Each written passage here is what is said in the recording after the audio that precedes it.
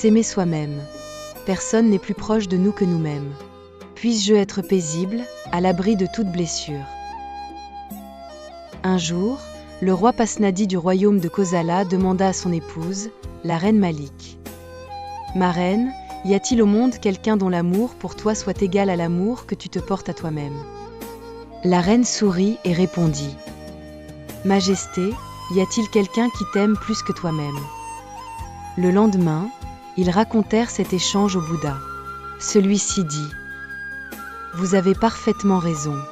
Dans ce monde, nul n'aime plus quelqu'un que soi-même. L'esprit vagabonde dans 1000 directions, mais qui est plus proche de nous que nous-mêmes? Une fois que l'on apprend à s'aimer véritablement, on ne fera plus souffrir autrui. » Le roi Pasnadi devint un grand ami du Bouddha. Un jour, alors qu'ils étaient assis ensemble dans le parc de Jeta offert par Antapika, le roi dit au Bouddha « Seigneur, certains croient que la personne qu'ils aiment le plus, c'est eux-mêmes.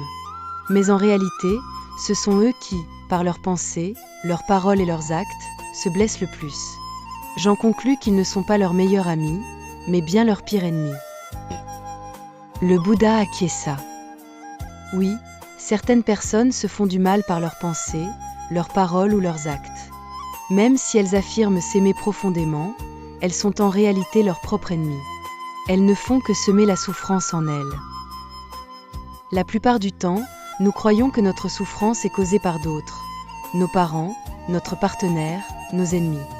Mais souvent, c'est par oubli de soi, par colère ou jalousie, que nous disons ou faisons des choses qui engendrent de la douleur pour nous-mêmes ou pour autrui. Une autre fois, le Bouddha dit encore au roi « Les gens pensent souvent qu'ils s'aiment. Mais en l'absence de pleine conscience, leurs paroles et leurs actes leur apportent en fait beaucoup de souffrance. Lorsque nous comprenons cette vérité, nous cessons d'accuser les autres d'être à l'origine de notre souffrance. Au contraire, nous apprenons à nous aimer, à prendre soin de nous-mêmes et à nourrir notre corps et notre esprit. Pour pratiquer la Medbhvan, la méditation de l'amour bienveillant, tel que le décrit le chemin de la pureté, Visuddhimagga, commencez par vous asseoir tranquillement. Calmez votre corps et votre souffle, puis récitez. Puisse mon corps et mon esprit être heureux et détendus. Puisse-je être en sécurité, à l'abri de toute blessure. Puisse mon esprit être libre de colère, de douleur, de peur et d'inquiétude. S'asseoir paisiblement pour pratiquer la méditation de la bienveillance est un moment précieux. Sans être distrait par les tracas du monde, nous pouvons écouter en profondeur notre être véritable, cultiver l'amour envers nous-mêmes et décider comment exprimer cet amour au monde de la manière la plus juste.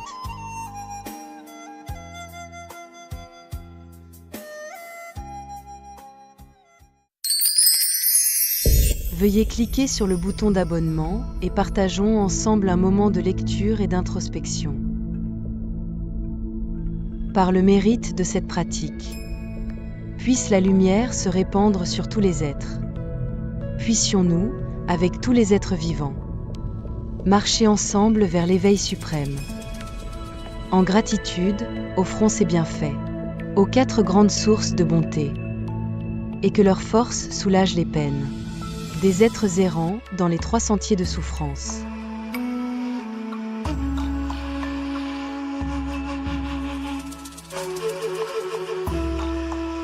Que quiconque entend ou contemple ces paroles éveille en son cœur l'esprit du Bodhisattva, et qu'à la fin de cette vie passagère, nous renaissions ensemble au pays de la joie parfaite.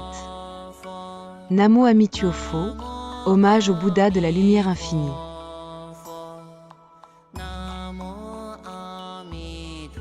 Voici une explication phrase par phrase. Puissent les mérites de cette action vertueuse être partagés avec tous les êtres. Cela montre l'altruisme. On ne garde pas le mérite pour soi, on le partage. Que nous et tous les êtres sensibles atteignons ensemble l'éveil suprême.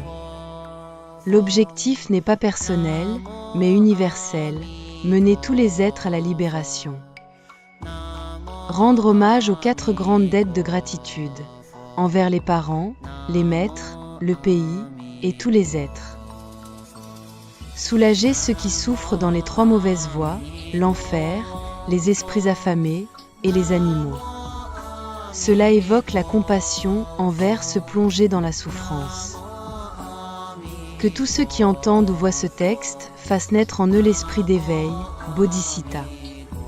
L'intention est d'inspirer autrui à entrer sur le chemin spirituel. Qu'à la fin de cette vie présente, nous renaissions ensemble dans le pays de la béatitude, la terre pure d'Amida. Cela exprime le souhait d'atteindre une renaissance favorable après la mort, dans un lieu propice à la libération ultime.